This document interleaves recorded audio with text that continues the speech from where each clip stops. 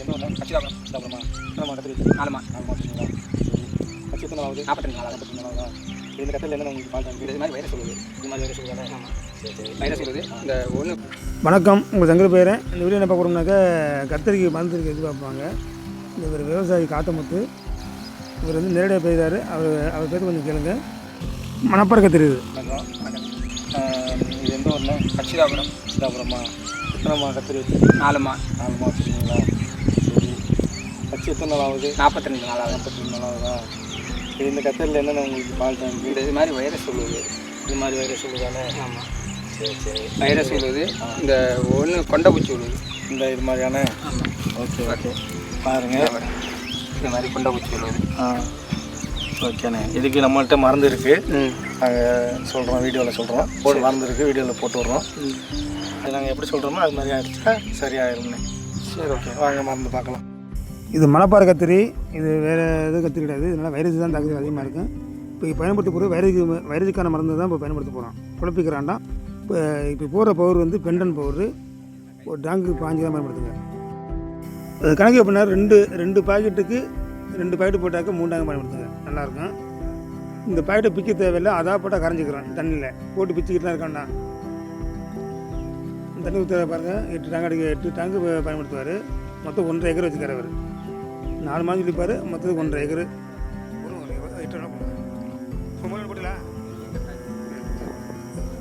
நல்லா பிச்சை விட்டு நல்லா கலக்கிடுங்க. அப்போ தான் இப்போக்கு பயன்படுத்த போகிறது வந்து இமிடா குறிப்பிட்டு ஒரு டேங்கு 30 ml பயன்படுத்துகிறாப்புல. அந்த டேங்கு வந்து 18 டேங்கு. இப்போ அடுத்து பயன்படுத்த போகிறது வந்து இந்த டேங்குக்கு 40 ml பயன்படுத்துங்க. செம்மையாக இருக்கும். அது நல்லா வரும். நல்லா பூ அதிகமாக பூக்கும். பயிர் நல்லா வளர்ந்து வரும். இந்த கருத்தடி ஒரு டேங்கு 40 ml பயன்படுத்துங்க. மருந்து சிந்தாமல் பயன்படுத்துங்க. இப்போ அடுத்து நம்ம என்ன பண்ணுறோம்னாக்க கரைச்சி வச்ச அந்த பெண்டன் பவுடர் பாருங்கள். அது ஒரு டம்ளர் ஊற்றுறாப்லையா.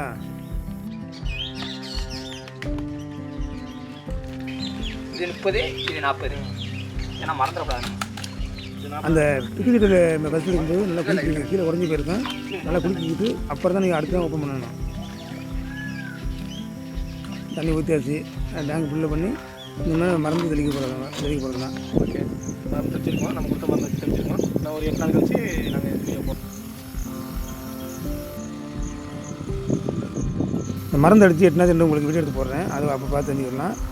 இப்போ நம்ம பயன்படுத்தக்கூடிய மருந்து வந்து குருத்து பூச்சிக்கோ இந்த காய்ப்புழுக்கு மருந்து கிடையாது. இப்போ வைரஸுக்கான மருந்து தான் நம்ம கொடுக்குறோம். நம்ம வைரஸுக்கான மருந்து கொடுத்தாலே ஓரளவு உங்களுக்கு இந்த குருத்து புழு அல்லது கொஞ்சம் கட்டுப்படுத்த வரும். அப்படி அடுத்து அதிகமாக குருத்து பூச்சி இருந்தால் அதுக்கு உள்ள மருந்து உங்களுக்கு வீடியோ எடுத்து உங்களுக்கு டெலிவரி வீடியோ போடுறேன். அப்போ பார்த்து தெரிஞ்சுக்கலாம். மருந்து மட்டும் ஒதுங்காமல் பிடிச்சிங்கனாக்கா நல்லாயிருக்கும். செடியை ஒதுக்கி விட்டு செடியை ஒதுக்கி விட்டு நீங்கள் அடிச்சிங்கனாக்கா அது சாத்தியப்படாது. இந்த மருந்து நான் எப்படி மருந்து போடுறோன்னா அதே மாதிரி சொல்லி நீங்கள் பயன்படுத்துங்க. மணப்பாறை கத்திரிக்கு அதிகமான வைரஸ் தாக்குதல் வரந்தான் வந்தால் நம்ம தான் சமத்தை நம்ம வந்து அதை விவசாயத்தை நம்ம மருந்து அடித்து நம்ம சரி பண்ணணும். இந்த வீடியோ லைக் பண்ணுங்கள், ஷேர் பண்ணுங்கள். அடுத்த வீடியோ சந்திப்போம். நன்றி, வணக்கம்.